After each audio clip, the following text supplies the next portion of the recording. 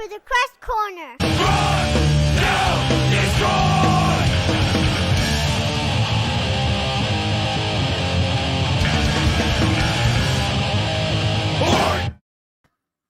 What's up, Mr. Jekyll?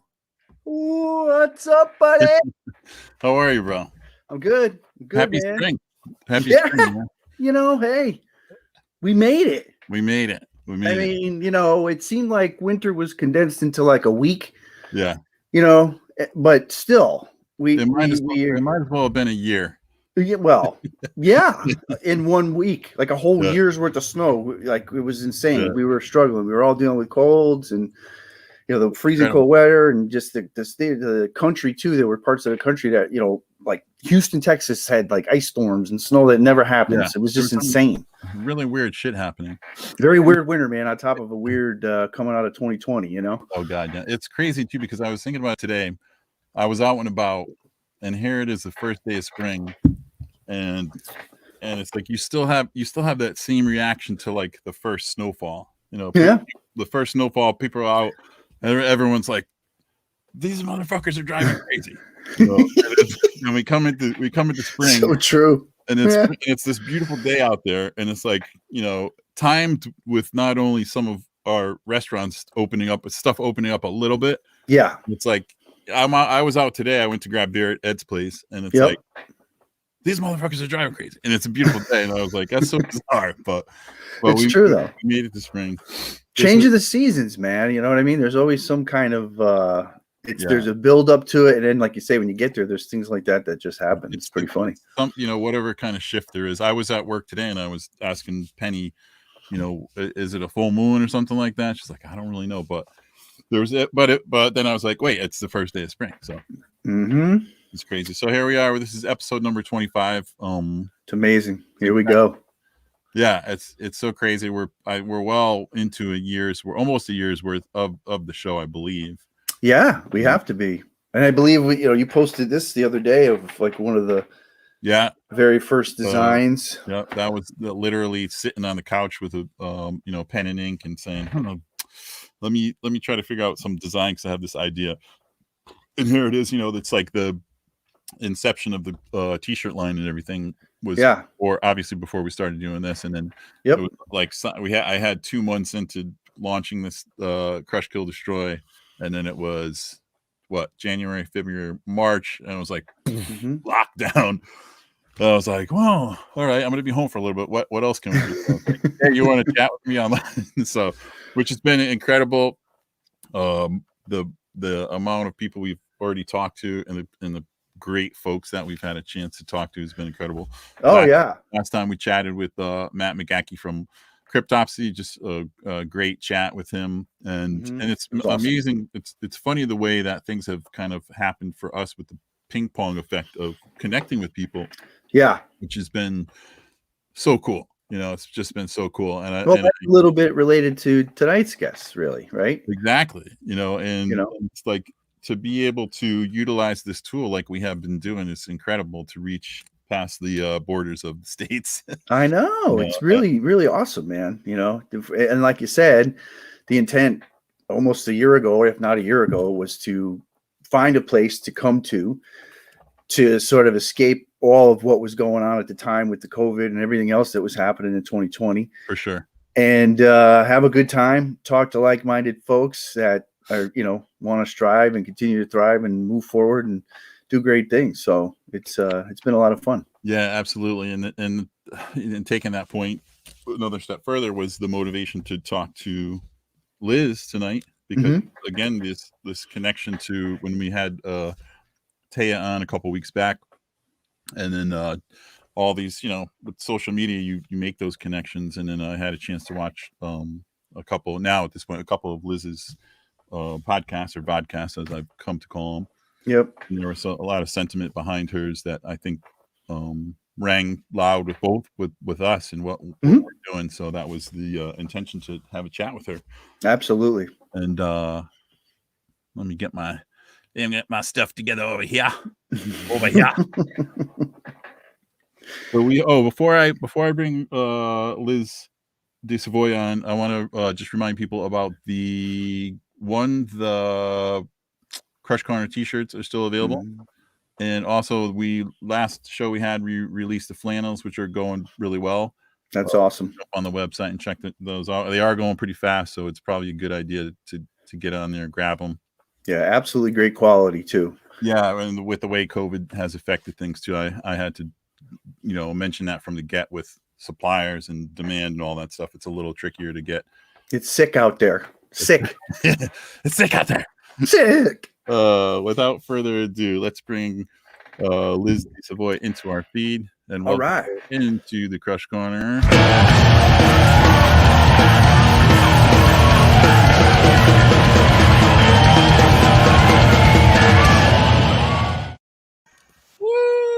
Hey guys, how are you? Good. Thank you so much for taking time with us and doing this tonight. I really appreciate it. So awesome. Oh, my pleasure. Very nice to meet you. Very nice to meet you, Corey. Yeah, no doubt. Absolutely. Jim, lovely to meet you again.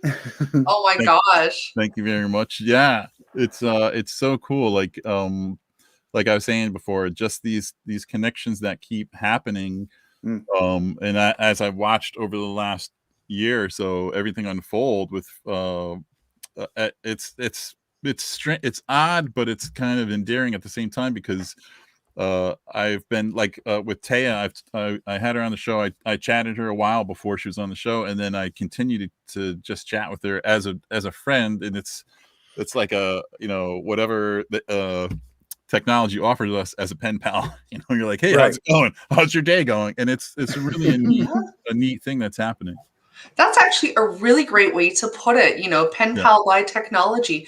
I was today years old when I made that connection. You're so right about that. Yeah, I guess that's kind of how I met you. This is true, and there's a lot of things that I feared about technology, and it was like the pandemic kind of forced me to embrace that stuff, and there's things that you've talked about on your show, and that's why I really wanted to chat with you more. But before we do that, I want you to give us a little background, just like go back to the beginning if you want. Just tell everybody where you're from. For sure. Where can I begin? Well, my artist name is Lizzdom, and I'm not a dominatrix. I am so sorry to disappoint you. When people see that, they ask me, are you a dom? And I'm like, I gotta say though, one thing, and Jimmy helped me out, which was really good. So I figured, okay, let me just type in Planet Lizzdom on Google to search you, and I gotta say, some seriously interesting websites popped up. Just saying. Oh yeah, no, it's true. Every time someone goes to YouTube, YouTube asks, "Do you mean Planet Lizzdom?" And I'm like, "No, but if I ever need to, that's good to know it's there." YouTube perverts. Right. No, the origin of that name actually is very, very sweet and endearing. I have a habit of just imparting, in my humble opinion, my observation on life and things, and very often I will say the darnest things. And one day my friend turned to me and said, another Lizzdom.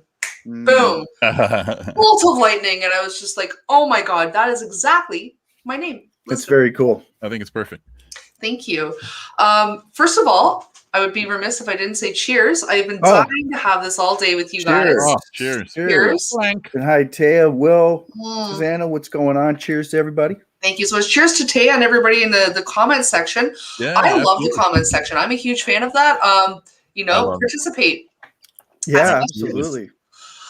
So to get back to the genesis of Planet Lizzdom, just like you guys, this time last year, I did not know what Zoom was, or StreamYard, or any of these other wonderful streaming apps. I went into lockdown, and my boyfriend is a performer and an entertainer, and all of a sudden he lost his stage and he didn't have a way to perform. And we both kind of realized that, we're both performance-based people, we're both artists, and I started learning how to do Zoom for him. And I truthfully was very resentful of the technology and very intimidated by it, because I had to learn on my own. I didn't have a friend to bring over. I had to go to tutorials and call people, and it was extremely painful. Very painful. Always update. Thank you. And also short, wrong with you. Oh my God. I have stories about what happens when you don't update. Always update. Oh yeah. On your show, before your show. It's true. And, through all of that pain and process, I started talking to a lot of different artist friends. And just before New Year's, after a very tough Christmas this year, Yeah. I was speaking with a singer friend of mine. He fronts an amazing psychobilly band out of Toronto. Nice. I'll keep his name anonymous for now because he was feeling very, very dejected and quite frankly suicidal because he couldn't perform and he wasn't understanding how he could continue if he couldn't, live his life as the performer that he is. And I thought to myself, well, the stage didn't necessarily disappear, but it did change. And I thought, well, if he's feeling this level of distress, how many other artists, creators, entrepreneurs, entertainers are experiencing the same thing, stimulus check or otherwise. We are all born to be, in front of people, entertaining people, connecting with people. And all of a sudden that opportunity is different and it's not there all the time. And I thought, well, we're always like this. We're always on our smartphone. We're always on the computer. Yeah. Why can't that be the new stage? Sure. Yeah. So I called him up and I was like, buddy, let's do a little Facebook Live. Let's talk about this. And he just wasn't ready for that. And I realized, well, there is a need for it. We all need to hear how we're surviving and more importantly, thriving. Yeah, absolutely. Like what you guys are doing, I'm so impressed. I've been sitting here as your guest, enjoying what you're doing. Like I almost forgot that I was your guest because I was so busy watching what was going on. Good job. Are you going to end up interviewing us? Is that what's going to happen here? The roles are just. When I was a child, I had this thing happen to me, and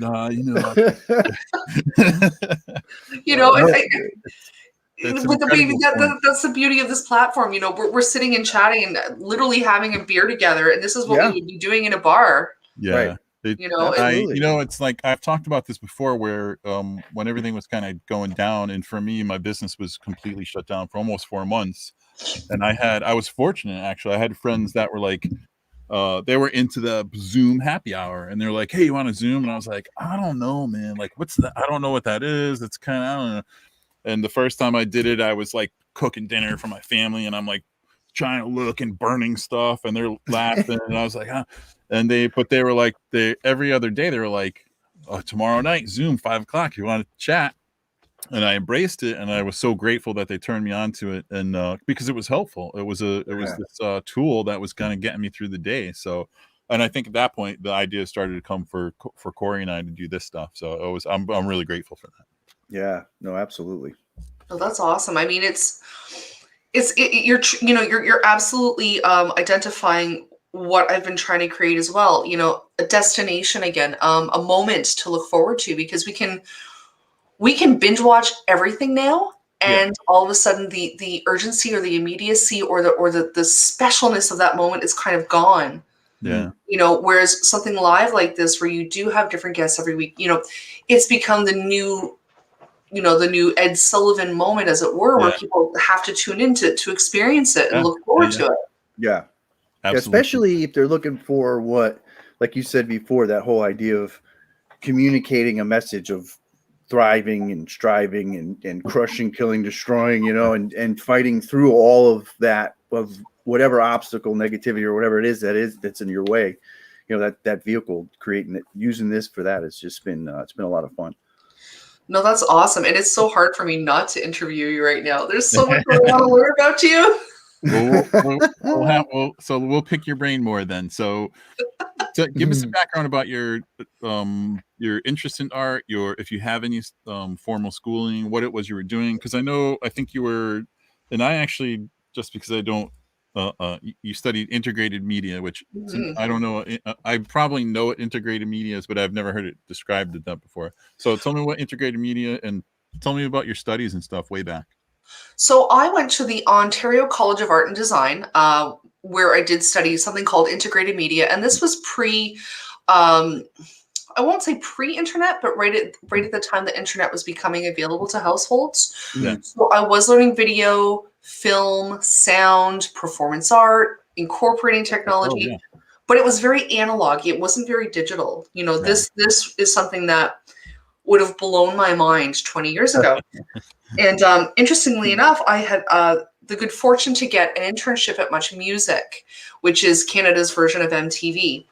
Oh, nice. And it was wonderful. I got to help interview bands, hold cameras, do all kinds of like pull video, like those old like VHS Betamax videotapes. Awesome. Yeah. I used to grab them for all the different shows and stuff like that and fight with the other VJs for them, So that's kind of what I was doing. But I also got expelled from school. That can happen. A true artist. As one does. I wish it was for something a little more exciting, but I won't go into the dirty details. But I did originally, There's still a statute of limitations that you have to kind of. I think it's more a moral victory that I don't go into details. Gotcha. I think future success will probably be my greatest revenge and victory, and we'll leave it at that. There you go. Gonna take the high road. And, love it. 3 beers will tell you the real truth. Yes. Cheers to the high road. Plenty of time for we got time for the truth. I'll dish to you. There's later. always time for the truth, Jim. We got the after hours crush corner after hours, so that's we could get back to the weird YouTube stuff.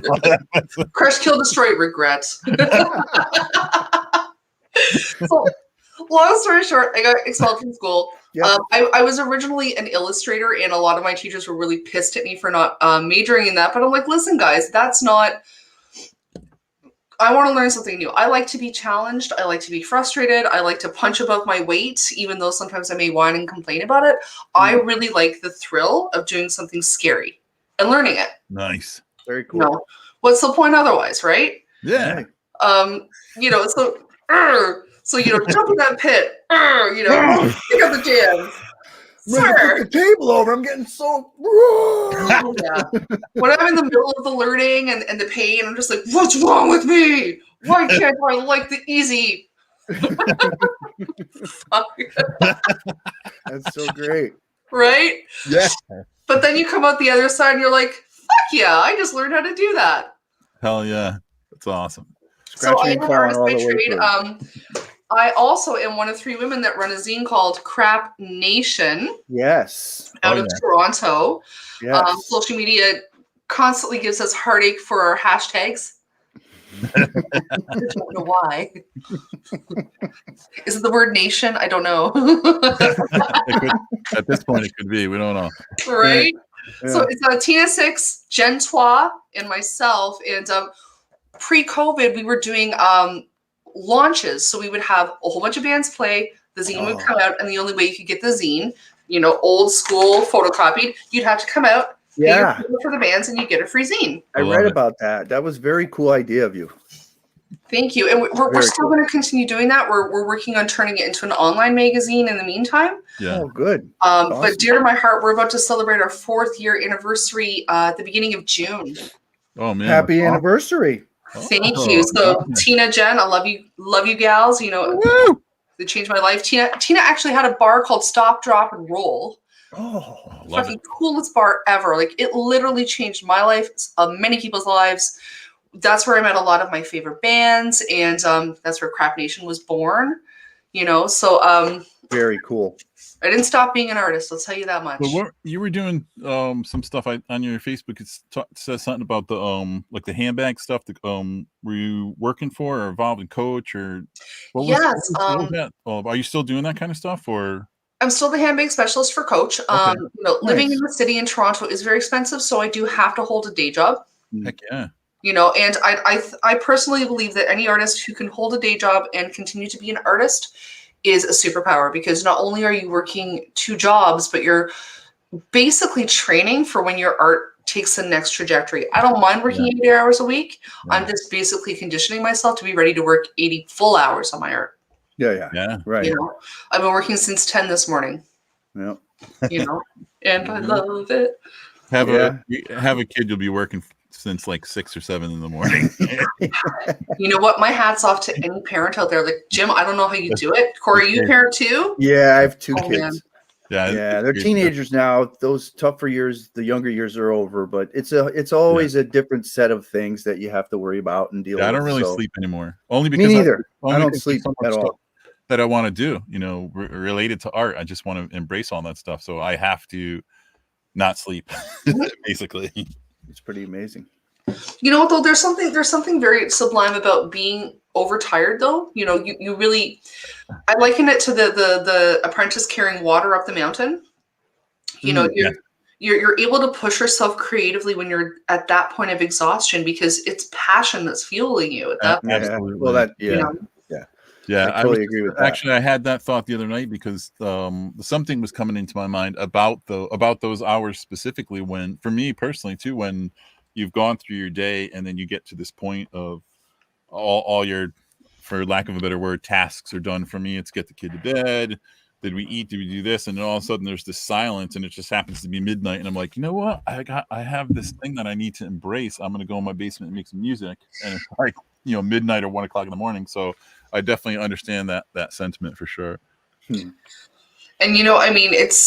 sometimes it's really not easy. Like in your heart, you really want to be doing that, but your body's saying, "Oh, yeah, go to bed." That's the tough thing too, especially when you get past a certain age where you're like, I might have to start listening to some of this body stuff. It's balance, right? It's my mind is like balance. 19, 20 years old, still jumping around in the mosh pit, but my body's definitely not there.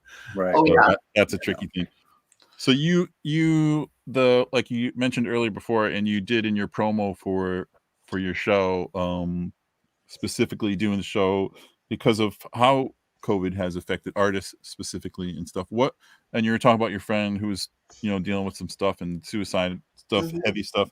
Any other people specifically that come to mind and how it's really affected them? And well, I'm trying to think of the guests that I've had so far, and I've been so incredibly lucky to have really interesting, fascinating people.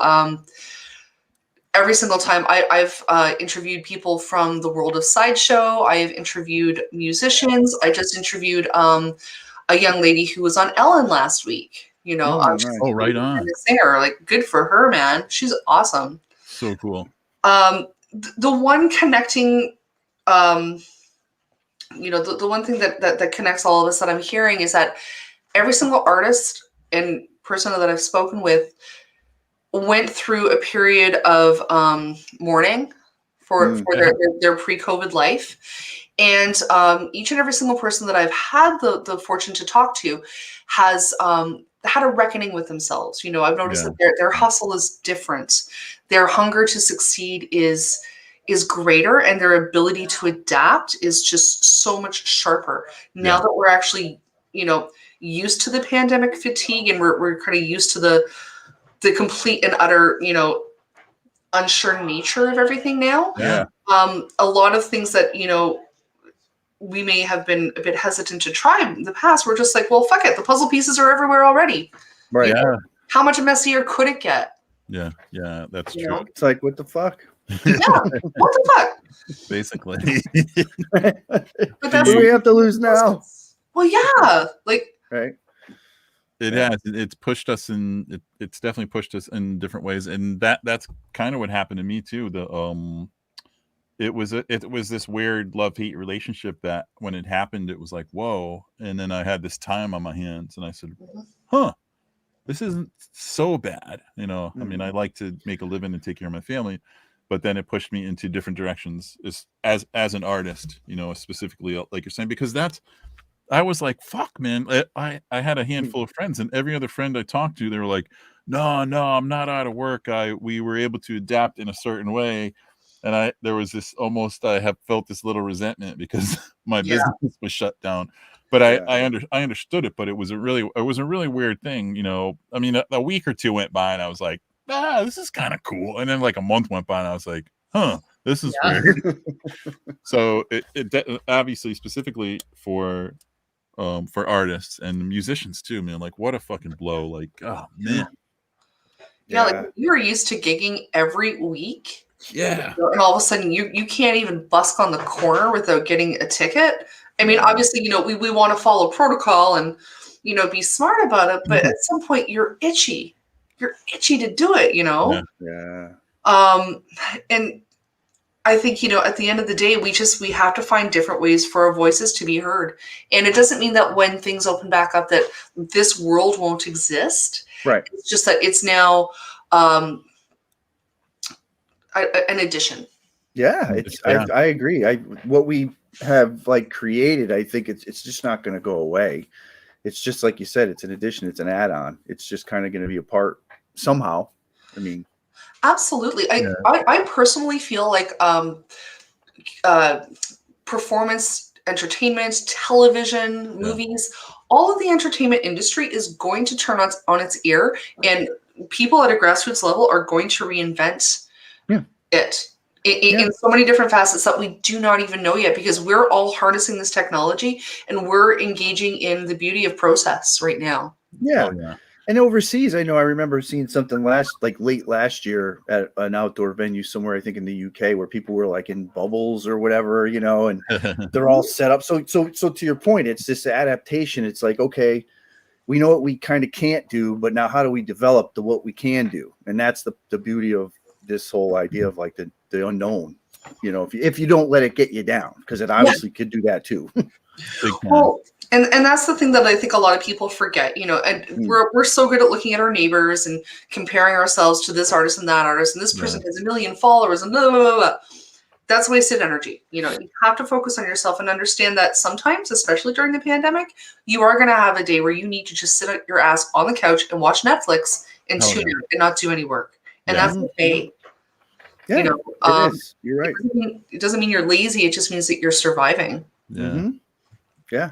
You have to find some kind of balance within those realms. It's a tricky one right now, but yeah. Joe is Jay Patterson. Is that what I don't know says? I don't know. What fellas? It's Joe. We have I think this is our buddy Joe. He's always in like a cognito. We never know who it is.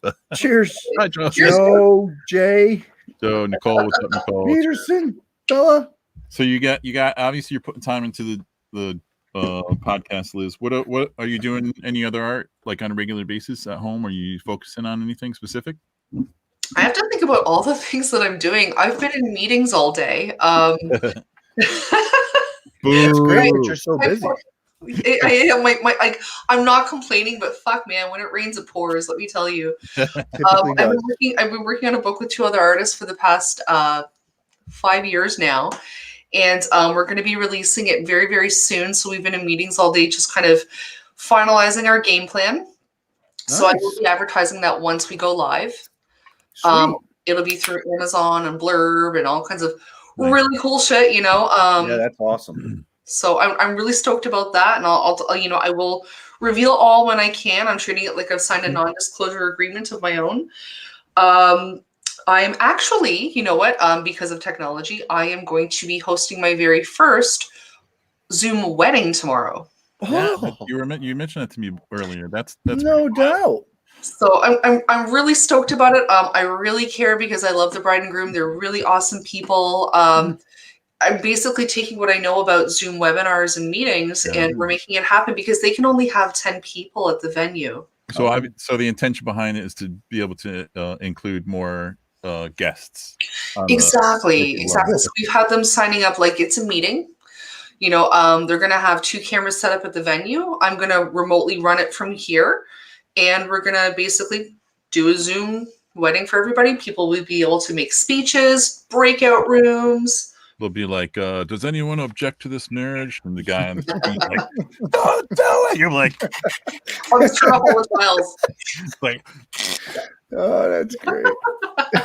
So I'm really stoked about this time last year. It would never have occurred to me that could even be a thing or that I could do it. Hey, I agree. That's true. 1 year later, look at you now.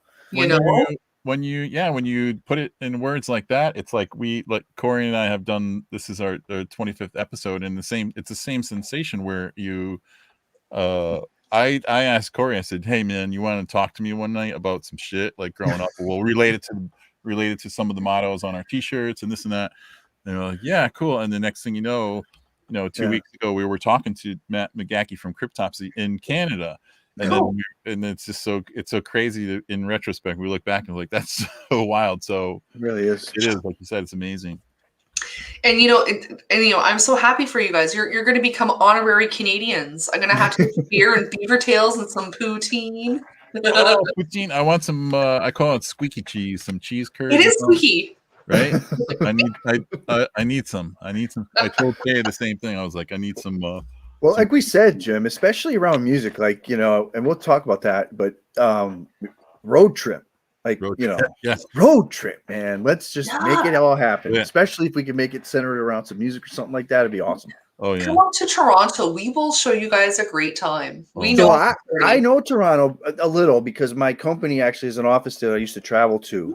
I haven't been in a long time, but I used to go there kind of like maybe 3 times a year, something like that. A while back. Very cool. Yeah. Great town.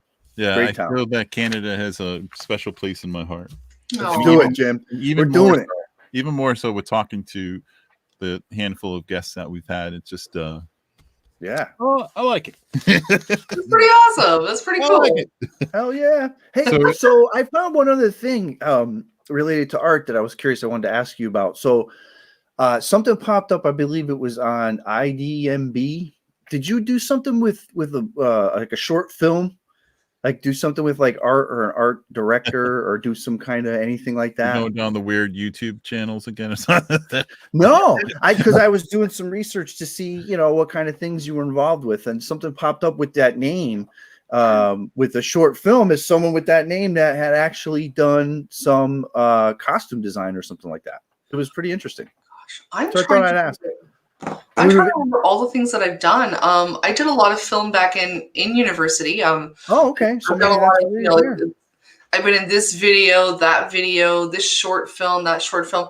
I actually, honestly, I will have to creep myself on IMDb to remember what you were looking at. Yeah, no, again, the spelling was exactly the same and everything like that. So that's what technology has done to us. We have to creep ourselves. It's true. Like, I'm gonna do that when I get old. When I'm old and retired, I'm gonna be like, today I'm gonna creep myself. Honestly, it's happening sooner than I expected. I have like pandemic brain because like literally right now I'm like, what have I done? What did I do? It's a lot to keep track of. So Fran says we definitely need to take a road trip, and she wants me to bring Zaps. Which I love Zaps. Yeah, she got a package from me. It was a couple bags of Zaps with some Crush Kill Destroy swag. So Zaps is so good. Yeah, they're so. Do you guys remember the Zaps with the Tabasco sauce? Oh yeah, man. Well, there's a little deli up the road from me. We got the voodoo chips, which are awesome. They do a hot version. Struck a nerve, Jim. Oh my God, I'm like drooling right now. Oh, Zaps is so good. I do have to send you some stuff, so maybe they'll make their way up north. I have a Zap story for you. The last time my best friend in New Orleans sent me a bag of Zaps, Canada Customs busted open that bag, and I got stale voodoo chips. Oh, that's so wrong. I was so mad. I was like, why didn't you just eat them all? Right? So your show definitely, and like I'll say it again, from the things I've listened to, it seems to really be in line with what Corey and I are doing, and I appreciate it so much. So that's really cool. The motivation for us, with obviously when I started the t-shirt line, they're all based in, they have this this edgy kind of name, Crush Kill Destroy, but they're all based in positivity and just and especially like the pandemic happened and it almost helped my sales because they were like for one, it was an online business and everyone was inside. Yeah. Mm-hmm. And they all were almost motivational in a sense to be able to get through the days. And I hear that sentiment in your shows when you talk to people and you're chatting with people and you're upholding them and appreciating what they have done to kind of be creative to get through things. So yeah, I just want to say that I definitely appreciate that. And how long actually has it been going? You might have said before, but I forget, how long has it been now that since you started Lizzdom?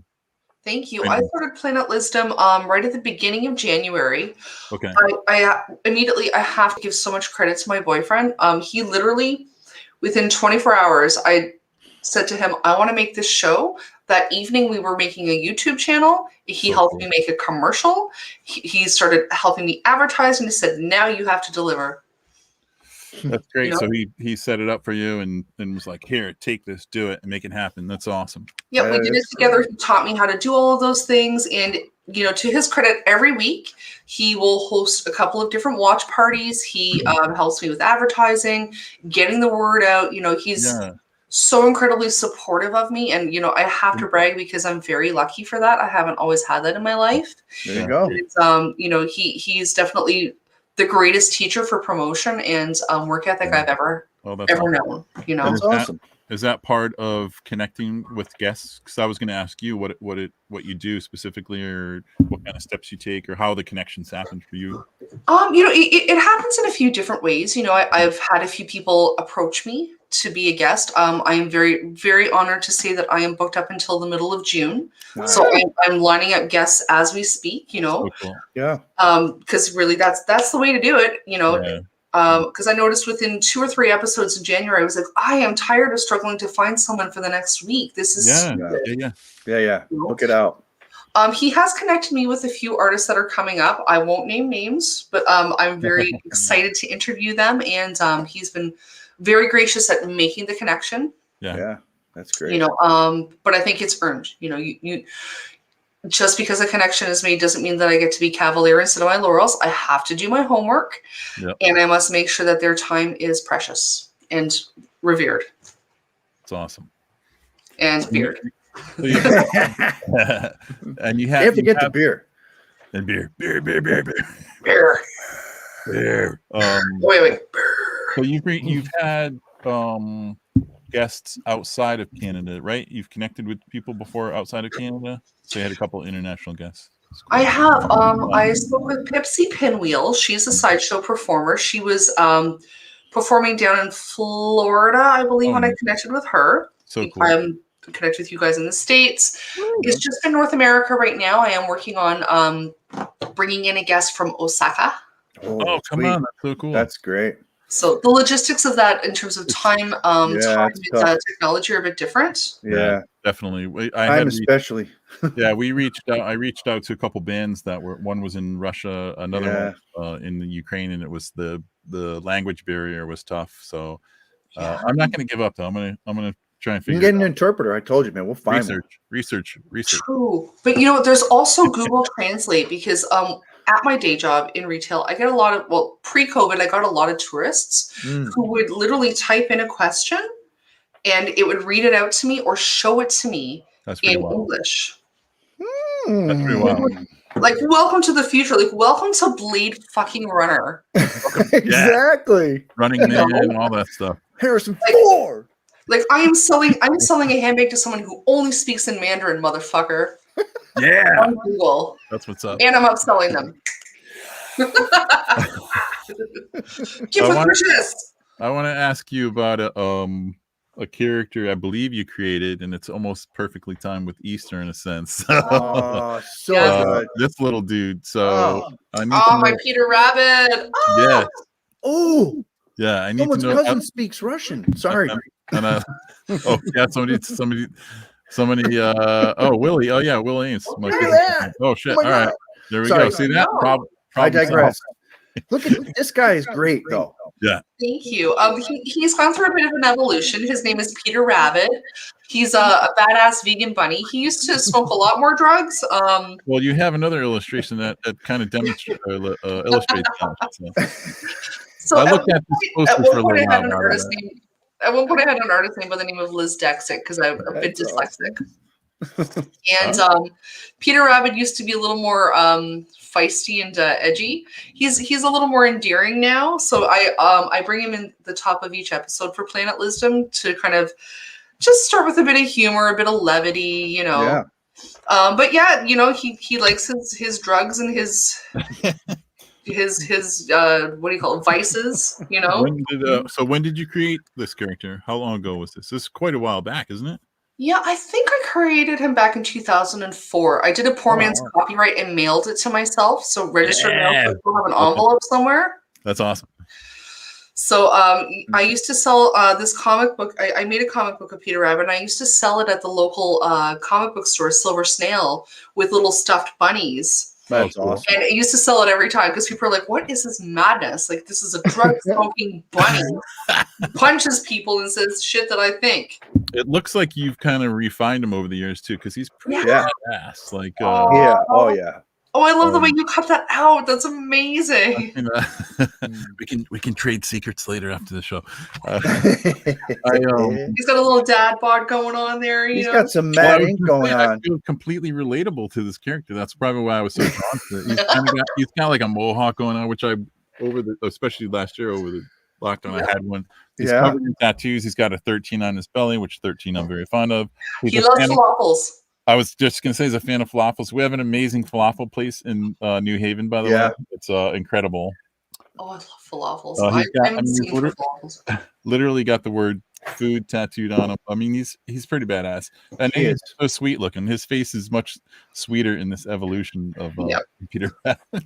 Well, I noticed that the original Peter Rabbit looked a lot like Little Orphan Annie. He didn't have eyeballs. And I wasn't sure if that was because of all the cocaine he was snorting or what was going on, but I was like, I'm a little freaked out. He needs eyeballs. Again, relatable if you go back to the 80s. Or Tori and I, but we won't talk much about I barely remember the 90s. I'm just going to put it right out there. Like, I don't know how I got home and didn't die.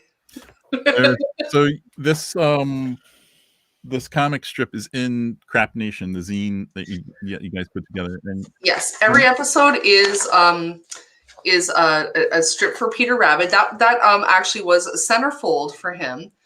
And the birth of Crap Nation actually was really beautiful because Jen and Tina had been talking about how, in Toronto, we really kind of lost our scene a little bit. People weren't really going out very much anymore. Live shows were kind of, full of strangers and, the sense of community was a little bit lost. And Tina had just started her bar stop, drop and roll. And, over Victoria Day weekend, she was talking about how she wanted to make a zine. She's like, we're going to print it in 2 weeks. And immediately I felt my stomach turn. I thought I was going to poop my pants. And I immediately messaged her, like, I am so compelled to be part of this. I'm part of this. I'd sent her all these things. Is that the inspiration for this cover? Pooping your pants? A little bit. If you notice, she's looking at the toilet paper roll and it's empty. So she's staring at the cover. She's like, well, I guess I'm going to use the cover. Yeah, I've been in situations like that in plenty of bars. It's so cool because, again, this very relatable thing for me.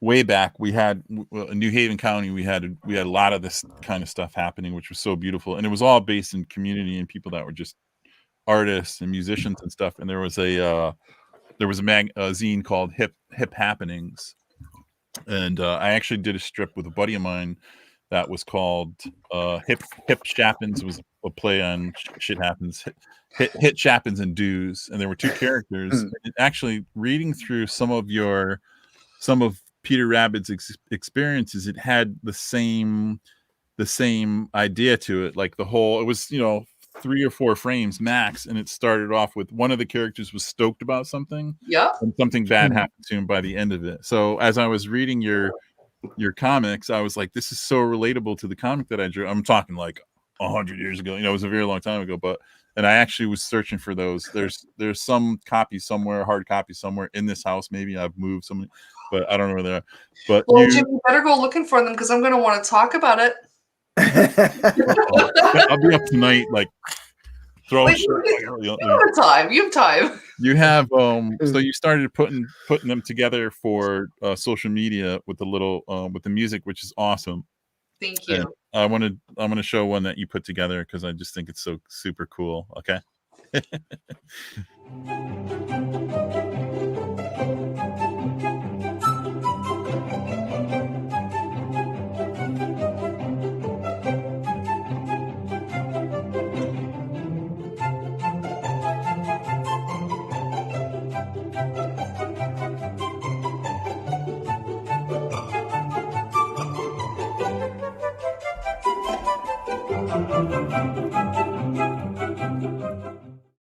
So he's like stoked, waiting for his what is it? Stoning Road. Stoning Road. He's like, I'm getting this fucking awesome magazine. 3 months go by, and it turns out to be Crap Nation. Yeah, exactly. It's like, oh.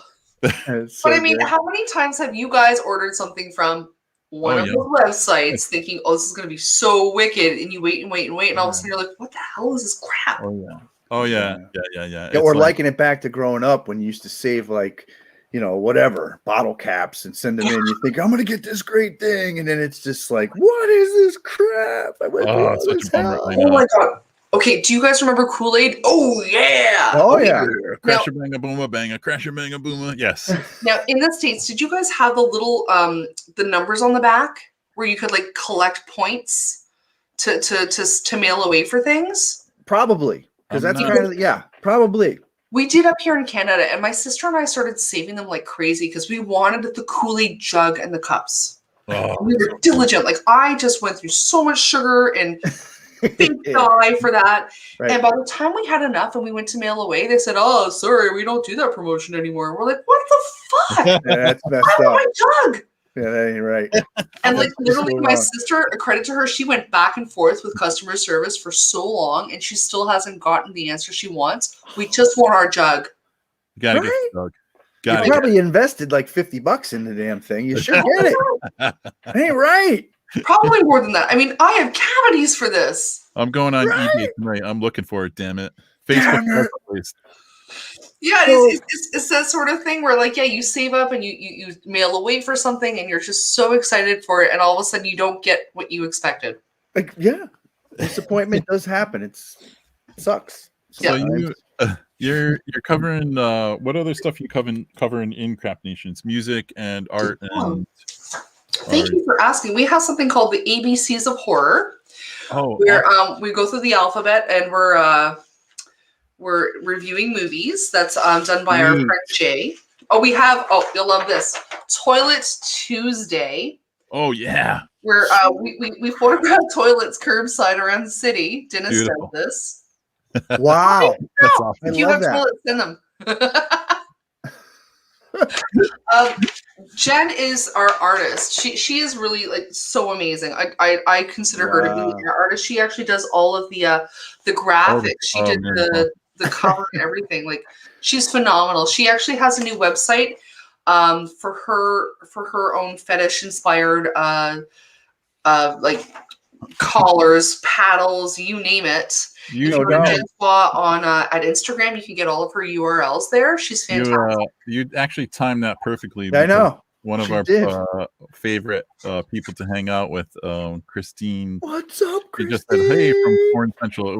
Maybe we could touch on that a little bit later, but that was perfectly timed. She just jumped in there. Yeah, you can talk about the blow up goat and doll toy. Yeah. Nice. Hey, everyone needs a little rubber in their life, let me tell you. Let me tell you. Actually, funny story for you. Someone asked me once, in all earnestness, they said, based on your name, are you a dominatrix? And I said, well, just for asking that, you can kneel on a broomstick for 5 minutes and tell me that answer. Wow. There you go. I didn't even really think about that. I don't know if it's like the dad thing kicked in and I was like, Lizzdom. Oh, okay, DOL. Okay, I get it. But I really didn't think about that actually. I'm like, it's wisdom. But we have horror scopes as well. So Tina and I will write horror scopes for everybody. Very nice. We do all kinds of stuff. We do band reviews, music reviews. We have there's so much we do. Movie. I can't even. It's like your typical punk magazine. We talk about subculture. We did a thing about Rocky Horror Picture Show because that's just such a game changer for so many of us when we were young. Yeah. And even now. Oh, hi, Christine. Cool. I'm just reading your comments.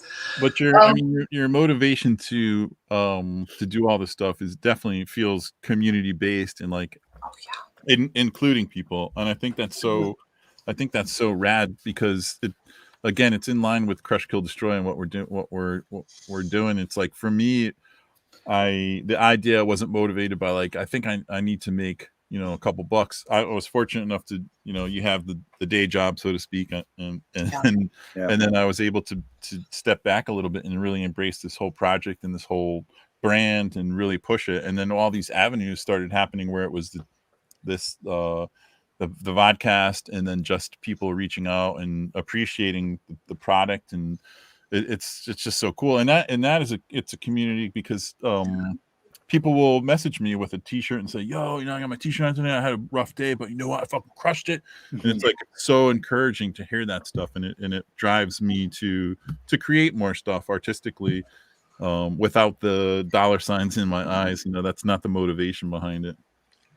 No, it's true. Like I'm sure you guys probably feel that's so much to your heart when you've made someone else's day on such a fundamental level. Yeah, for sure. Like, fuck the money. It's not about the money, and the money would be great and it's nice. Yeah, of course. But it's not the prime motivator. No. Yeah.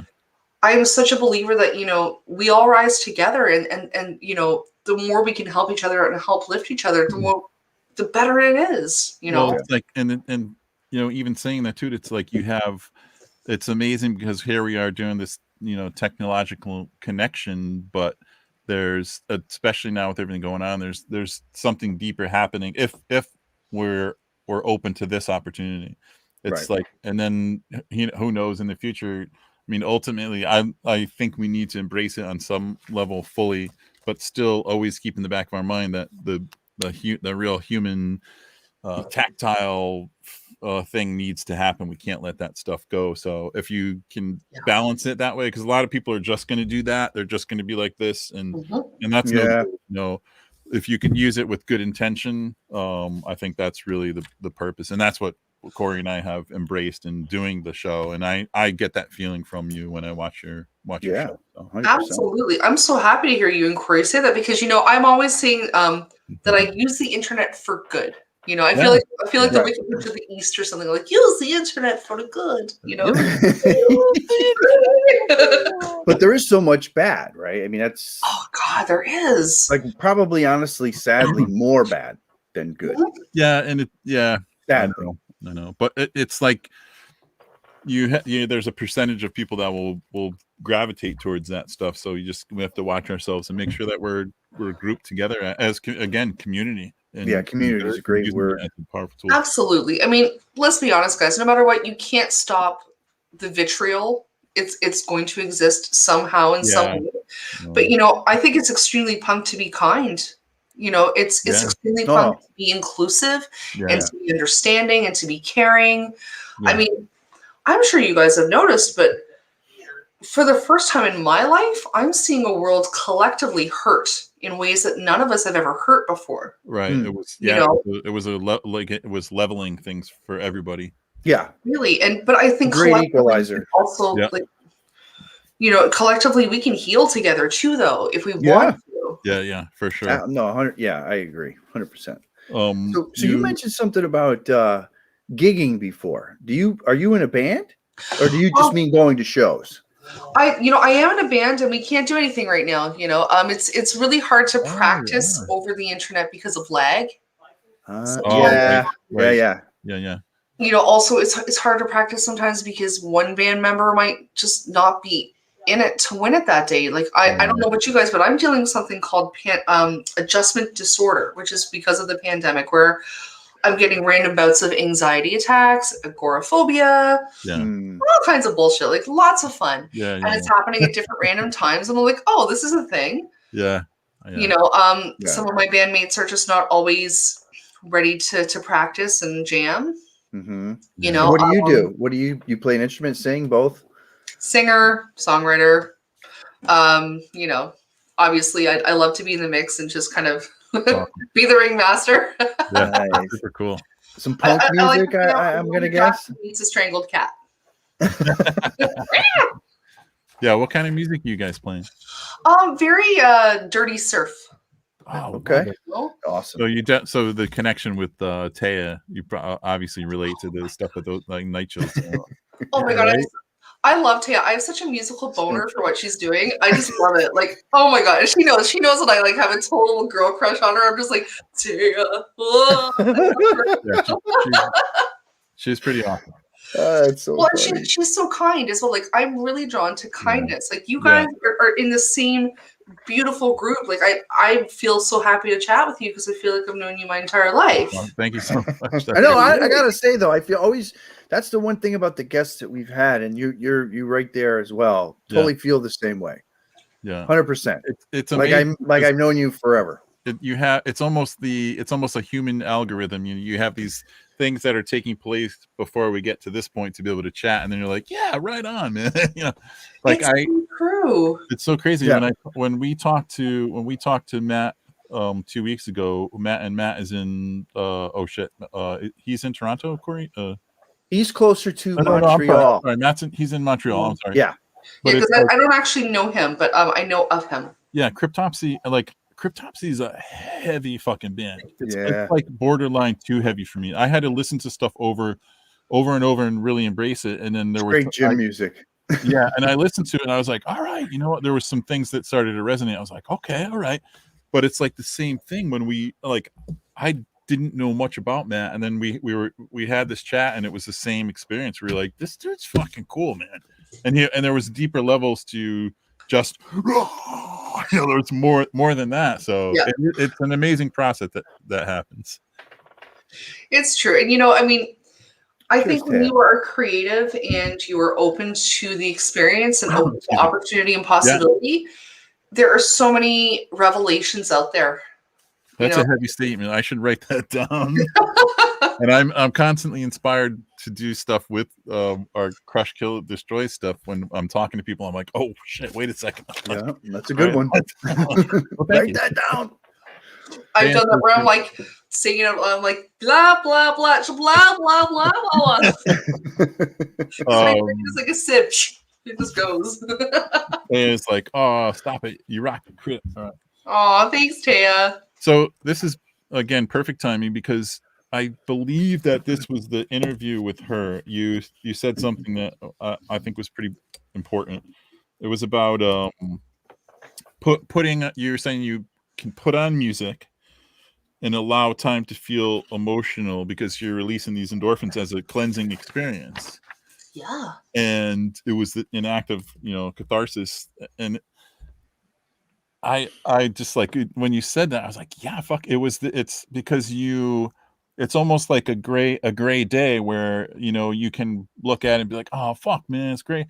But then there's this moment that you go out and look and it's raining out and everything is gray, and you have this sensation that is, if you slow down and really embrace it, it is cathartic and it is necessary. And you say that there's you can if you take that moment, then you can benefit from it for a long time in the future. Yeah. So what's your take on that? I am one of those people that I recently had the good fortune to land a therapist. I finally admitted that I needed to talk to someone because I was dealing with things bigger than myself. Yeah. And there is something very powerful in going through the fire, letting it scorch you, and then coming out the other side. Sure. It's not easy. It's very scary to let go and break down. But in that little emotional death that you have, you are literally reborn. And I know that sounds so incredibly hokey, but to grow, you do need to experience that pain, and you have to allow yourself to experience it. And it's not easy all the time, and sometimes you're not ready to. Yeah. But even just the act of putting on a song that is going to make you cry and just crying it out, sure, releases you of so much toxic energy. Yeah. It's like when remember when you were a kid, you take an elastic band and wind it between two pencils really, really tight. Yeah. It's like you're unwinding that elastic, and all of a sudden you're letting yourself breathe again. Yeah, those pencils will go crazy. Yeah. But that's what's happening with your emotions in your mind. You can't focus or do anything because you're all wound up and you're in physical, mental, and emotional pain. And sometimes something as simple as listening to a sad song that is going to make you cry will actually help you release it and just let that go, Yeah. I don't think any real change comes from avoiding that kind of stuff. So it's almost like the music is a tool to embrace it, because a lot of people they don't allow themselves to be uncomfortable. Yeah. And if you're not experiencing anything uncomfortable, there's no way you're going to get through a hump or the next level or whatever it is, because no one wants to feel that. You don't want to feel vulnerable, and you don't want to feel uncomfortable. But Right. that is the only way to truly change stuff. And Yeah, though they say that rock bottom will teach you more than mountaintops. Yeah. It's Right? true. Toxic positivity is toxic. It's not good. Yeah. Well, they say you can never really truly appreciate good stuff unless you've had some bad. So unfortunately, life will deal both. Hopefully leaning towards the good more so, but No, it's true. I mean, and it's okay to say you're having a bad day. Yeah. Sometimes on Facebook, I'll go on and say, you know what? I need kittens and puppies today. Send me your photos. And it's automatically understood that I'm having a day. I'm not complaining about it, but I'm saying that, you know what? I'm a little bit vulnerable and I'm not okay. Yeah. And it's humanizing, definitely. Well, and you're completely fully aware of yourself too, right? Like in how you feel. Like sometimes people just aren't aware. Yeah. Some days it's a 3-cat day. Some days it's a 5-puppy day. Like 5-puppy day. Yeah. They happen, right? Oh, yeah. It goes along with in the same episode too. You guys chatted about it. It was that the misery is beauty, and you mentioned the lack of misery is ruining art. And actually, I was looking for that, and I couldn't really pinpoint who said it. Maybe it was in a different way, but it rang so loud for me because I was able to relate to the idea of that. So misery is. I think it may have been Tom Waits. I have to really look that up again. I'm going to look that up again because I read it somewhere and it did ring true with me. It's comfort is nice, but sometimes it can be very boring. That's true, Mike. Hard to beat a person who never gives up. True. Cheers, brother. So you're a fan of CBD, yeah? I am. It is such a game changer. Oh my God. What I'm learning about CBD, and I to be perfectly honest with you, and I'm very transparent about it, I live with a lot of chronic pain and a lot of chronic illness. I have 3 autoimmune disorders because they always come in pairs and packs. I have endometriosis, Hashimoto's thyroiditis, and psoriasis, which means it's inflammation, pain, exhaustion, just a whole litany of bullshit. What CBD oil helps me do is it helps me sleep. It helps reduce the inflammation and the pain and the need for pharmaceuticals. Right. So I can go a little more natural with my pain management. And because the CBD oil that I'm taking has a low THC count, I'm not dopey, as it were. So I can function in my day. If I need to have a better sleep, sometimes I'll have a CBD with a higher THC. Sometimes I will have a joint, just depending on where my needs are. But big difference. And it's also really helped even out my moods. I'm a little more chill about things. I can just accept a lot of the unacceptable sometimes. Especially with the anxiety. Sometimes I'll just take some CBD oil, hit the back of my tongue, and it goes to my bloodstream immediately, and all of a sudden, okay. So it's been a big tool through the pandemic, yeah. It has, and I highly recommend, even though it is natural, speak to your physician if you can, or someone who is a professional CBD and THC expert. Because it's still something you're putting in your body, and I'd be beholden to advise that you don't just wantonly start taking it like crazy. Sure. Do a bit of research, learn what works for you, and when it comes to edibles, just take a bite, see how you feel. I think that's good advice. Trust me, I learned the hard way the other night. A big bite or a small bite? No, seriously, I learned the hard way about a month ago, and I was tripping balls for a day and a half. Oh no! Oh yeah, I thought I took a 10 milligram gummy, and it was 100 milligram. Oh man, yeah, I don't have time for that. I wouldn't be able to handle that. Let me tell you, I just went to bed. That's brutal.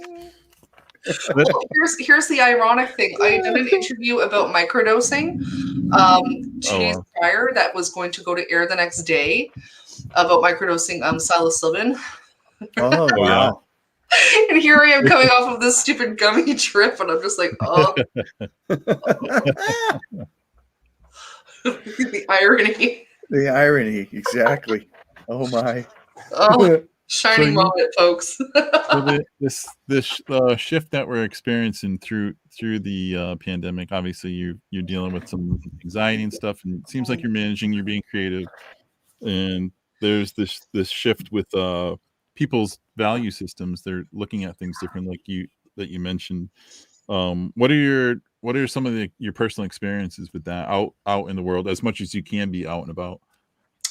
Well, I've noticed for myself personally, my value system has shifted in the sense that, I used to really love to dress up and shop and, have this and that, Alexander McQueen this, Gucci that, like, just fashion. I loved it. It was just crazy. And Mm. all of a sudden, here I am staying at home all day. And it's not that I, necessarily love yoga pants or something like that, but having the newest thing is just not important anymore. What's important to me is connecting with people. Yeah. I've noticed that, and I'm really fortunate to say I live on a great street full of neighborly people. I wasn't feeling very well the other day, and my neighbor left me some oranges in a bag on my doorstep. So Wow, cool. that's awesome. That happened when I was growing up in the 70s and the 80s, but it stopped. Right. Yeah. No, Oh yeah. Yeah, that's true. That's true. That neighborly thing definitely stopped. That's so funny you say that, because it's been almost a year to the day, or close enough to when personal services got shut down, and my tattoo shop got shut down, and within a week there was our friends Corey knows, Chuck and Lori, they had sent us a fruit basket. And it was like the fruit was delicious, and my daughter was excited, but the gesture was fucking so huge, and like this emotional surge of like, it was they stopped in a moment and recognized what we might be facing for the months to come, and it was like for them to, you talk about value systems, like for them to recognize that. So it's probably the same experience. Like I was really taken aback when this fruit basket showed up. I was like, oh my god, but and it was funny because on Facebook today, literally this memory came up of a picture I'd posted, and I was like, oh man, just great people. So it's just through the darker times when this was happening and still is going on, all these flowers pop up, our friends and family. Yeah, it was so cool. That gets you right there, like it really it validates you and reminds you that you matter, and I think that's what everybody's really kind of realizing, that those random acts of kindness are so necessary to remember that you matter. Mm-hmm. You're still here and you still count, and I thought of you. Yeah, absolutely. Yeah. See, who knew the Crush, Kill, Destroy guys could be so sensitive? Yeah. I love it. Oh, wait. I just like this. I love you, man. There we go. Christine, now it's a bona fide hangout, Yeah. All we're missing is shots and, like, I don't know. Oh man, that would be right. That would definitely be like a 4-hour Crush corner thing. Get the shots going. Stack them up. That could happen in the future. Yeah, we should. Maybe we road should trip. Yeah. Right? Oh man. You never know. Or we could come together and make some kind of group Zoom thing with a bunch of people just hanging out, and we'll come up with some creative way to present it or something. I'd be down with it. Absolutely. Yeah, we'll do something. Absolutely. Well, it's fun. Very quickly, you had mentioned earlier, in the broadcast about with Zoom being able to see everybody every week. Yeah. My family lives all across Canada, and we started doing monthly Zoom meets, and we were all celebrating the fact that we are seeing each other more now online than we have in the past 5 years. And there is something very special about that. And it's something that we don't want to stop even when things open back up. Right. It's pretty cool. It's like I talked about this too, Liz, like now that we've been in this groove and have adapted in a certain way. And for us, I don't know, I know you guys I don't know if it's safe to say it feels like you're a little bit behind with talking with Matt and with Taya up in Canada. With things starting to open up here, it's almost now we're going to have to mentally get into this another adjustment where it's like, because there's so much that I've embraced and you too through the change. And then you're like, a lot of people are like, I can't wait to fucking get back to normal. And I'm like, fuck normal. Like, I don't want to get back. I don't know that I want to get back because there's so much, there was so much beautiful stuff that happened that I was like, fuck man. Like, how do I hang on to that feeling with still going back to like my in a sense 9 to 5 or whatever. Yeah. You know what I mean? So it's another emotional adjustment. It's like, fuck, like. No, it's true. Like Corey, you probably feel the same thing where you're just like, well, what the fuck next? Yeah. I mean, in a lot of ways, it's just, like Jimmy said, like for me, the whole thing, I felt like my life was just one big, moving thing. Like it was just one thing after another. And then things just slowed down to the point where, like, for me, it felt like so necessary. Like I needed that ability because I've been working from home literally for like a year. And having that flexibility to not have to rush around and worry about when I'm putting laundry in or when I got a grocery shop or all these, like, it just made life a little simpler, but yet not, but then, again, there's folks that you talk to that really didn't embrace it that way, right? There was more of a negative impact. Like, did I hate the fact that concerts were gone? But the bigger things about life that were so out of control just kind of came to a screeching halt stop, which helped to kind of create, some perspective. And then Jimmy does this. And quite honestly, I mean, it was like a very cool thing to be able to latch onto because it's just positive. It's just, there's nothing about it you are going to be involved with that's a bad thing. Learning how to print the t-shirts and just everything about the whole experience. So it's so the pandemic start was not favorable, obviously, but it was one of those sort of maybe necessary things, right? Absolutely, and I think just like the before times, and we always talk about the before times. The before times, BC. I'm all like BC, DC, AC. BC right? Before COVID, during COVID. BC. I think attitude is everything. We'll put it that way. If you want to be happy, you'll be happy. If you want to be miserable, you'll be miserable. You make your own heaven, you make your own hell, and it doesn't mean that you're necessarily in a privileged position. It's just that you have the power over your mind and your heart, right? How you want to live. You just have to be ready to adapt and understand that there are no hurdles or obstacles. There are just different paths to what you want, and if you're willing to be flexible and willing to make time for things that are valuable to you, you can be very happy. We have to kind of remember these moments and cherish them and keep bringing them into our lives when things change again. Right. And accept that normal has a different definition moving forward. If we can embrace that, we're going to be okay. Yeah, agreed. Yeah, and the winding path thing you said is interesting because, so like my daughter recently went through some trauma and some grieving related to a friend she lost, and it's one of those things. Like in life, you try to find the lessons in things, and in this situation, it's hard to find a lesson. So, her and her moment of asking like the why. The only answer I had is life is not a straight line. Yeah. It's just not. And it's going to be curvy. It's going to be ebb and flow. And the best thing you can do is to learn to accept that and adapt quickly and move forward. And, she's young. She's 14, but, we'll see.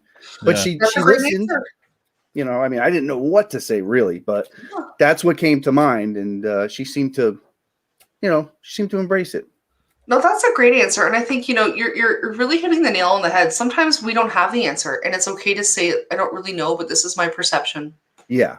I find social media sometimes really pressures you to be the expert on everything when really I'm not the expert on anything. I'm barely the expert on going to the bathroom. Like, it's always my best guess. Like, sorry, folks. Do not hold me to anything. Like, I will give you my best advice, but not the expert. Well, right. No. Speaking of advice, let's lighten it up here. So you have an eye for fashion, obviously. By the way, your who's taking the photos of you? Is that your boyfriend, or who's like these are their awesome photos? Oh, Like thank you. Actually, oh, thank you. I've become the selfie queen. I have a ring light, and they're so I cool. just hook my phone up and I do a whole bunch of photos and go with the ones I like. I They're should really do a series of double chins. You know, that's why I have this. Actually, I keep this going. That's my double chin skirt or something. I don't know what it is. Skirt. But, no, It's the shins. they're really they're really awesome photos. thank you. And they're so dramatic because you've had a couple of different colors in your hair and stuff, and they just look so cool. So obviously you have this eye for fashion, and we a friend of ours, Christine, who is on here now, and we touched earlier on the she was like, hey, hello from the porn slinging porn, as she likes to say. She's become a regular that watches with Thank us. you, Christine. Yeah, and we've reached out, and we chat together and stuff, and a couple of people have been awesome. We've had some stuff coming from the West Coast, some gifts. We've exchanged beer and this and that, and Matt McGacky from Canada sent me a hat and this and that, and Christine found that earlier, one of our earliest episodes, Corey and I had an old friend of ours who owns a pole dancing place that is it's a fitness related and I think Christine missed that episode, but there was some chat that she wanted us, Corey and I, to come and challenge ourselves physically as we get older and maybe do some exercise and so Christine latched onto that, and she was like, you guys gotta go, you gotta do an episode, and she sent us some fashion. So I want your opinion and see if it's worth it, or fashion. We can rock it. She sent us these things. Oh yeah, there you have really it. The guy, I think it's a devil, but he's actually really kind of cute. Yeah, she's giving you a demon dong. I love it. Demon dong. Nice. A cock sock. I thought it was just to continue our safety, social distance, and like. Quite Dicky. Oh my god! Oh, I love it. But I thought it was supposed to be mesh boxers. That's what I thought was coming. Yeah. But when you showed me the picture of that, I just didn't know what to say. Wow. I'm not gonna lie. I might have to get this tailored. I won't say in what direction. So anyway. Oh man! As far as fashion goes, I figured I would share that with you. That's fantastic. Oh my god! Thank you, Christine. You could always stuff them up with cardboard and wear them as like horns. Yeah, there you go. Like, do I make you horny? Mesh boxers are coming up. I've been getting. She's been so generous in sending stuff to the shop, and I get stuff in the shop, and my crew is like, hey man, there's like a package for you here. It's like, that's like, great. and like because of the way it's packaged, they hover behind me as I'm opening it up. I'm like, okay. What is it this week? It's been a lot of fun though. It's so super cool. So thank you, Christine. Very cool. That's lovely. Oh, the mesh boxes are. There you go. I just pulled a muscle smiling. As I mentioned before, I've been dropping hints on Instagram. I do have a new thing to drop. I think it's more of a useful and practical crush. Very practical crush, kill, destroy product. I'm going to use it tomorrow morning. So here we go. The new product drop for ckdclothing.com, and it's on the website right now.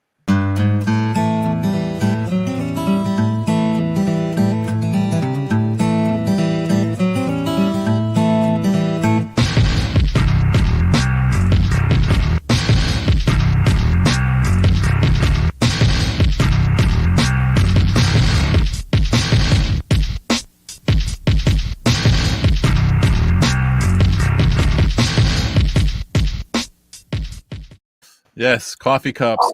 Cheers to the coffee cup. So they're big, yes. giant. Yeah, big giant 15-ounce ceramic coffee cups.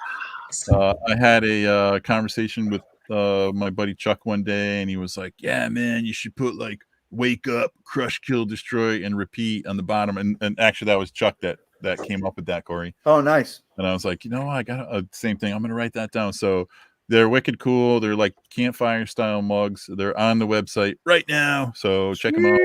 I love it, and they are really big. Like they look like my Yeah. size of coffee mug. You know, Yeah, like they're nice. good for like oatmeal and stuff too, and cereal and whatnot.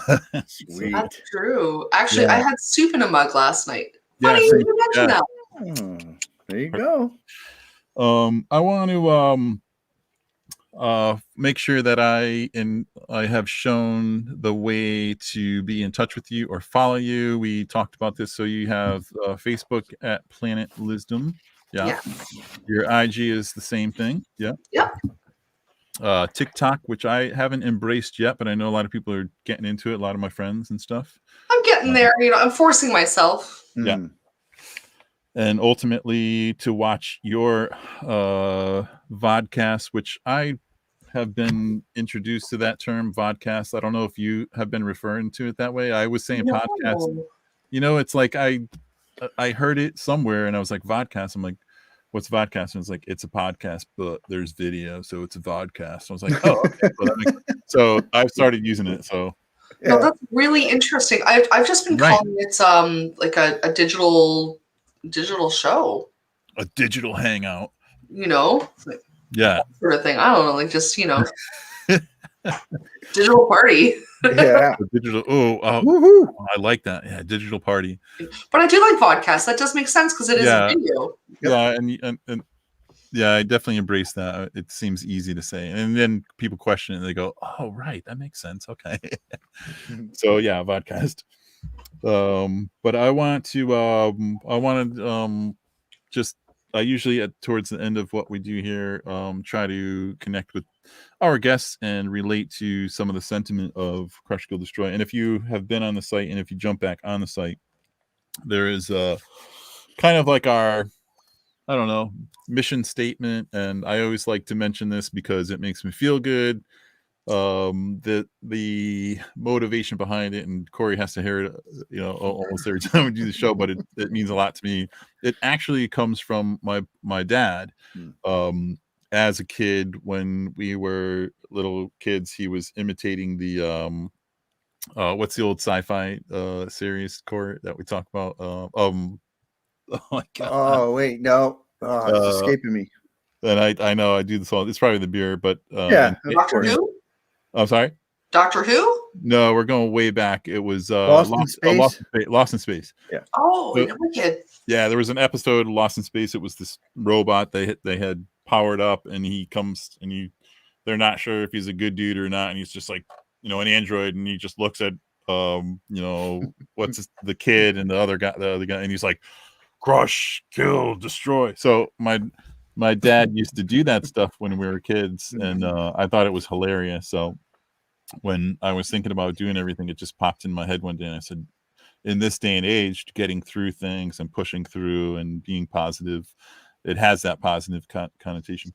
And in the about section on the website, there's a little blurb about my dad because he was so nerdy, and the dude wore slacks and the button-down shirt with a pocket protector, but he was a real badass in the sense that he was free from fear of judgment, and he just really didn't give a shit, and he just did stuff, and everything he did awesome. If it was washing the dishes, tilling the garden, making us dinner, playing basketball, he just did it awesome. So that's the motivation behind Crush, Kill, Destroy. So I owe it to my dad and his inspiration I love it. Yeah, to do this. So we have on the site, this line is, Crush, Kill, Destroy is a manifestation of ideas from those of us traveling on a different path with our best foot forward. And everyone that has been on the show, I think we kind of connect and say like, yeah, man, they're out there, they're doing this stuff. And I feel that with you. So especially during these times, like what to you, if we've had a chance to chat, you've maybe taken a look on the site with some of the stuff. What's your take on even the idea of crush, kill, destroy, and what you're doing, or what your friends are doing, your family, or whatever, in a positive way throughout your life now and in the future? Well, and this is something that I really like about you guys as well. You're willing to be hard, but soft at the same time. Heart, but kick ass at the same time. And that's kind of where I'm at. Like, I'm looking at your logo on the backdrop, and it's like crush, kill, destroy is also a skull. The feeling I get from you guys is that foundation is where you need to start, and it's where you need to finish. Without a good foundation, you're fucked. Yeah. Have your core values, and don't be a jerk. Like, be a good person, and don't be afraid to be who you are. And I really like that about your dad and everybody else. Like, you do you. And if anybody else doesn't like it, well, too bad. There are 359 other degrees that they can look at. That's huge. Yeah. Exactly. And that's something I really like about you guys. I feel like I could probably spend, the whole night chatting with you guys at the bar and not do anything else and have the best time ever, because you're very like-minded. You're visionaries as well. You have, again, that kindness about you that's really drawn me to you. When you reached out to me the first time, Jim, I thought, this guy, he's cool. Thank you. Likewise. I can vouch for him. I've known him for over 40 years. That's true. Corey, you are also cool. Yes. Thank you. I can vouch for you. I've known you for 40 minutes. We have forever. We actually have proof. We have proof of our 40-year friendship. It's right here. Oh my God, I love it. Oh You my God. it. Yeah, I had hair then. Wow. That's just Fellas, you look like my neighbors downstairs. My neighbors look like they fell out of an 80s Van Halen video, and I love them. Like, seriously, I'm not even joking. We were playing Judas Priest on Volume 10 the other night, and they texted upstairs, were like, dude, can you turn that up? It's wicked. I love them. My brothers are wicked. I love them. That's great. You guys are awesome. That is super cool. Awesome. We are gonna do some trivia. So this is always a fun thing. Sometimes it's super easy, or I think it's super easy, and then we end up stumping people, and sometimes it goes. Very cool theme you picked out, by the way. Yeah, and actually I will say what it is, because it was inspired by one of your podcasts, and actually what we talked about tonight. So it's I'm going to take some quotes from artists that were inspired by or moved by misery in one sense or the other to create. And there are some quotes, and then if people have a tough time with the quotes, I have some photos to kind of help them along. And we always encourage people to cheat and jump on Google. It's kind of funny because they're like, I'm watching on my phone, I can't fucking use my Google, and it's kind of hilarious. But so anyway, It's always a good time. Let's do it. Let's destroy this trivia.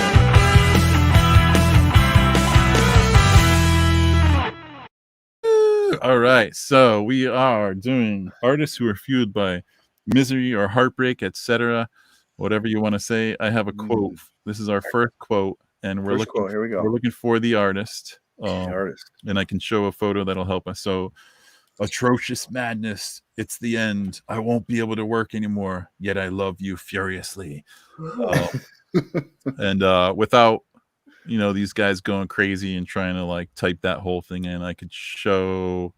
Let's see. I can show. I can show a photo from this artist, and this will help. Is that Degas? Wait, you're not supposed to guess. No, artist, I'm sorry. It's not though. You're okay. You're fine. So Nicole, no, it's not. Not Edgar Allan Poe. What I actually, what's really neat about this is that I saw this. I saw the statue in France, and when I was a kid, my folks had a miniature version of this, and I just was always drawn to it. It's amazing. So you can type furiously on Google and try to guess this, guys. And I think I'm gonna do some coffee cups this time. They're nice and small to pack up. I think I'll do that for. Look at that. For all the stuff, yeah, because they're awesome. They are awesome. They're fantastic. Fantastic. Very cool. People need to learn to have the laptop if they're on the phone near them, or vice versa. Yeah. You know, just Google, because the Google's the way. I think we always end up like Corey's always yelling at people like, "Come on, like Google, cheat. We want you to cheat. We want you to get." But it's actually, I mean, this day and age, it's like, atrocious madness. It's the yeah. So it's just one of those things. I won't be able to work anymore. Yet I love you furiously. And we're going way back with most of these artists. I think the last one I picked was a little more modern. But that's a beautiful sculpture. I love this sculpture. So that was a good guess though. That's beautiful. While we're waiting, I noticed that Christine has a question. She's asking me what the heads are in the background here. Oh yes, I did. Yes. So right Rick, now, what's up, buddy? I'm sitting in the studio that Mysterion and I have built for both his performances and mine, and actually that one on the wall there is a death mask of Vincent Price. Oh wow! It's a wax replica. I won't pick it up and move it because it's precious and heavy. Yeah. But below there, behind there, is a mask of a woman who had drowned in the Seine River, and another woman as well. There are plaster casts, and back here you can actually see Mysterion's trophy that he and Steffi K won when they fooled Penn and Teller as the Sentimentalists. So just to give you an idea, so when we're shooting, typically I'll have a backdrop behind me to change the space, but tonight I didn't really have a chance to do that. So this is our working area here. I like it. Very cool. So Taya actually got this one. It was Rodin. Oh, Rodin. Okay. I absolutely love that. Oh, Mike came in behind, but that goes to Taya. Awesome. I guess I'm gonna have to go get some Zapp's chips. Make sure you open them and crush them and make sure they're stale. Yeah, it'll only take like it's only gonna take like 6 weeks to get out there too, which is a bummer, but that's okay. Number 2. This one, if I show the art, it's I think fairly easy, but and the end of this gives it away. I suffered 2 grave accidents in my life, one in which a streetcar knocked me down. The other accident is Diego. I know you know this, Liz. Yeah. I am biting my tongue. Don't say it. Don't say it. You're gonna get some swag anyway, so I'm gonna show this quick, so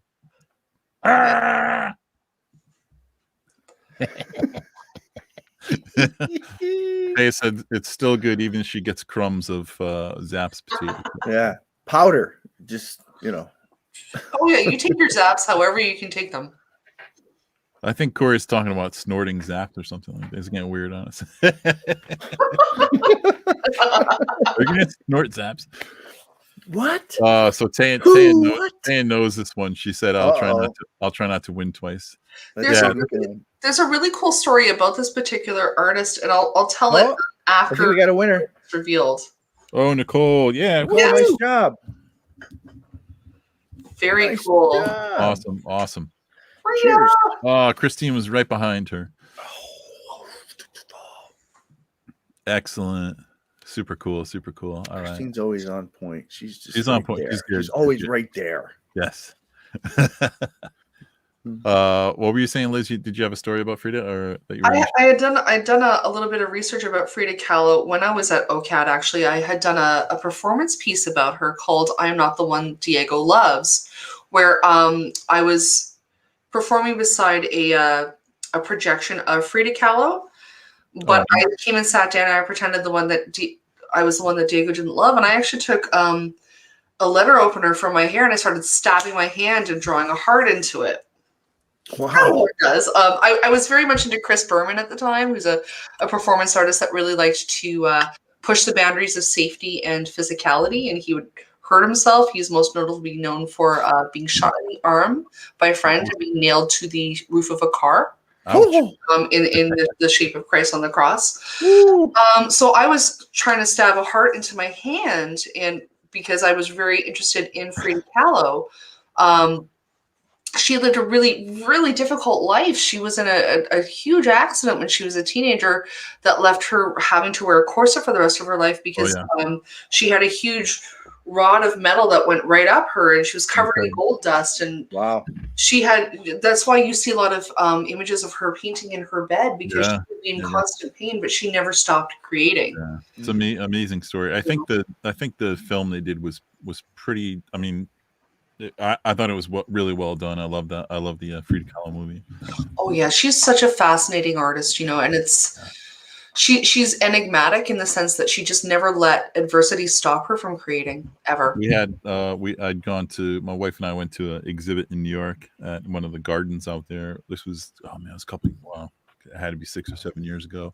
Frida Kahlo exhibit, and it was it was just incredible. All right, number 3. Okay, this is where am I? Okay, I was subjected here to the whole disaster of love, and I was for several years nearly mad. I will show. This is dun, dun, dun, dun, dun, dun, dun, and I love it. There's a painting by this artist that I actually got confused with. I always get confused at first glance with another famous artist, so I didn't pick that painting. This is one of his, though. Ooh, oh. Don't say it. Oh, so Have you had a chance to do in the past any travel? Have you been to some of the apexes of artistry, like Paris or anything? I have. I've been to Paris. I've been to the British Museum of Art. Incredible. At that time, when I went in the 90s, the security wasn't as tight, and I managed to touch the Rosetta Stone. Ooh, no kidding. I looked at my boyfriend at the time. I'm like, and he was like, "You're gonna get in jail." I'm like, I've been there too. It's pretty awesome. British Museum is incredible. It's phenomenal. I haven't seen all of it. Same with the Louvre. Did you go to the Louvre when you were in Paris? Yeah. I did, and again, there is so much to it. I knew inherently I wouldn't see all of it, so I really kind of picked and chose what I saw. Of course, I saw the Mona Lisa. Yeah. The little Mona Lisa. Yeah, you're like, oh, okay. I mean, it's wonderful painting, but man, is it underwhelming. I think it's underwhelming because it's on so many things. You can find it on a shower curtain. Oh, right, Mike. Mike. Yeah, Mike got this one. Nice job, Mike. Look at Mike. Yeah, look at Mike. All cultural, Mike, man. Cheers to you, buddy. Mike knows stuff. And he knows stuff. And does things. And then some. He knows how to crush it. We're on. Okay. Let's see. Where are we at here? Number 4. Love is when the desire to be desired takes you so badly that you feel you could die of it. Oof. Another. I will say that this is. This is another French artist, if I am correct. This, I don't know if this is this a friend of yours? I never got to see all the Louvre. One day I'll be able to go back and see it all. Hopefully, yeah. The Louvre is, you could spend probably 2-3 weeks seeing it. It's pretty overwhelming. It's huge. This is Rachel. She was on my show a couple of weeks ago. She's a tattoo artist, a wonderful multimedia artist. Awesome. Right. Oh yeah, I'm covered in her ink. Super cool. So this is this artist, this quote, and this is the artist. So cool. Okay. So this guy, very, very interesting individual, and I learned a lot when I was in Paris. There was stuff I didn't know. So I can say that he had this, I think it was his legs were broken and never healed. So as he aged, they were very short legs. So he had this deformity, so to speak. That's one characteristic of this artist. And like most of these artists, they were probably all drunks, but I don't know what you're talking about. What's that? What's that say, Sonny? I'm not an artist, okay? I'm not an artist.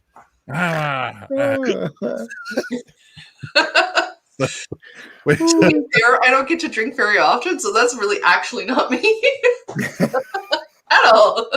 yeah, No. I think there may be an element to the crush corner that kind of brings that out in people, which I we think so. embrace. As Look long at as we're Mike, all man. go Mike. home and we're saying if it was Toulouse-Lautrec. Yes. So you are a gentleman. Excuse me, a gentleman and a scholar, Mike. Look Mike, at oh you. yeah, absolutely. Jesus. He is. Look at him go. Look at him Mike go. has the chops. I'm telling you. Yeah. Oh, I like that. Okay, we're on number 5. And we have Yes. one more after this, so we're getting down to the grind here. Yep. This is I have seen some very beautiful things through my anger, and what consoles me a little is that through my anger I do not stop looking. Heavy stuff. I just love it. How? Goddamn artists. And this is don't say it, Liz, because you're going to recognize the artwork, I think, when you see it.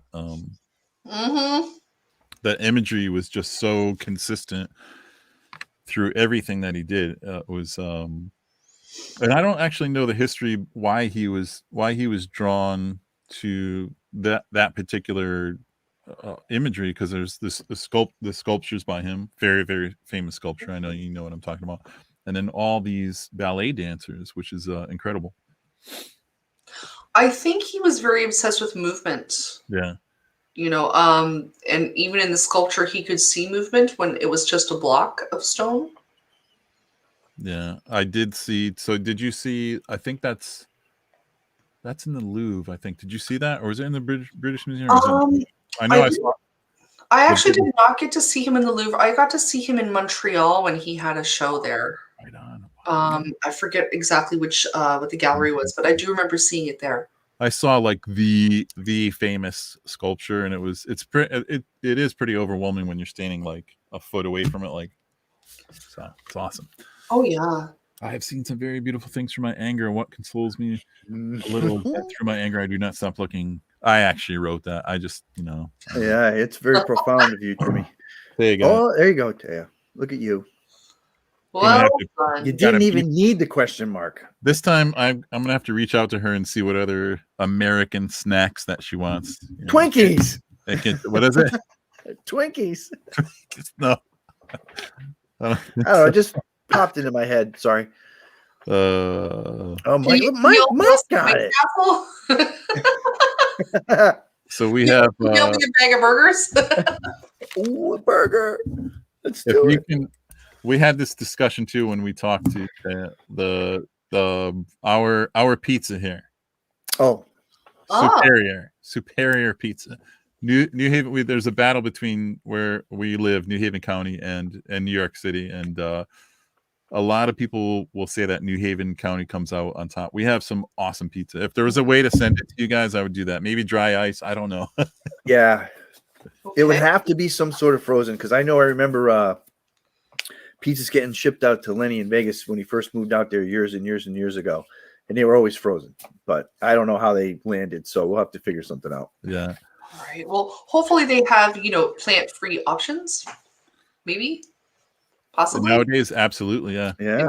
I'm a big fan of cauliflower crust pizza, actually. Yeah. My wife and daughter are actually vegetarian, so. The food science out there is amazing now. There's something that I just can't get enough of. It's a product called Double Happiness. Double Happiness. Never heard of it. It's a soy-based product that's been replicated to kind of mimic pulled pork.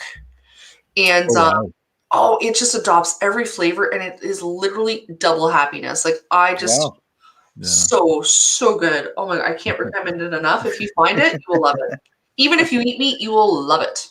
Awesome. Give it to me. All right, last one, guys. This is our last question of our Destroy Trivia questions. I've been absolutely terrified every moment of my life, and I've never let it keep me from doing a single thing that I wanted to do. And I actually looked deeper into this. You know who this is? No, but I like that. Isn't that awesome? And I was familiar with her work for a very long time, and you'll probably know when you see it, but there was a lot of stuff about her that I didn't know, and I read a bunch of stuff. It was interesting. Yes. Yeah. Yep. So I will say, typically you see a lot of floral stuff, flowers and whatnot, and really amazing story, and a lot of sadness and struggle with her. But again, artists, Yeah, But, she had an exhibit at the AGO, the Art Gallery of Ontario in Toronto, and her work is just outstanding. oh right. Oh, look at Mike. Oof. Mike killed it. Oh my gosh. Jesus. I'm like, oh my god. It's like Wow. We need a show Taya versus Mike. Yeah. Oh. It's like the box for shipping all the stuff to Mike gets bigger and bigger every time he answers the question. I'm telling you, But that was is awesome. impressive. He did he did a great job tonight. He's actually really on point most nights. So yeah. And that brings us to the end of our show. This was so amazing, Liz. Awesome. I'm so grateful to have the opportunity to talk to you and relate to everything that you're doing and that we're doing with Crush, Kill, Destroy. And it was a really super pleasure to do this stuff. It was so cool. Oh my gosh, thank you for having me. This has been the most fun interview I've ever had. You guys are so easy to talk with, and it's just so much fun. And I look forward to having you on my show May 6th. So, don't think you're off the hook. That's gonna be that's exciting too, because it's gonna be a celebratory point for me, because it's a couple days after my birthday. Oh my god, you're a Taurus too. I'm May 19th. Yes. Oh sure. Yeah. Corey, I'm a Leo. Okay. Leo, feisty. Yeah. Oh, guys, you've been such a joy to talk with tonight. I've had so much fun. Thank you for having me. No, this is great. I mean, your energy is just unbelievable, and it came through watching some of the podcasts that you did, and you're an original, and it's just awesome. Love it. Thank you so much. You're welcome. I'm definitely going to be in touch with you, because I need to get you some swag out to Canada, eh? Woohoo. I love swag. I do. Well, and I just love what you guys are doing, and please keep sending me all your socials so that I can keep sharing them, because I really believe in what you guys are doing as well. Thank you. I really do. Likewise, yeah. Yeah, definitely. I wish you well going forward with everything happening in the world, and hopefully we'll have a chance to take a road trip up north someday. And it will be epic. That's gonna happen. So awesome. Your hangovers are gonna last a week. Oh my god.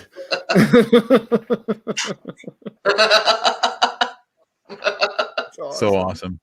Well, cheers. Cheers, guys. To everyone that tuned in, thank you. Liz, thank you so much. Thanks Cheers. everybody tuning in. Keep crushing Much it. appreciated. We'll talk to you soon. Cheers, guys. Cheers.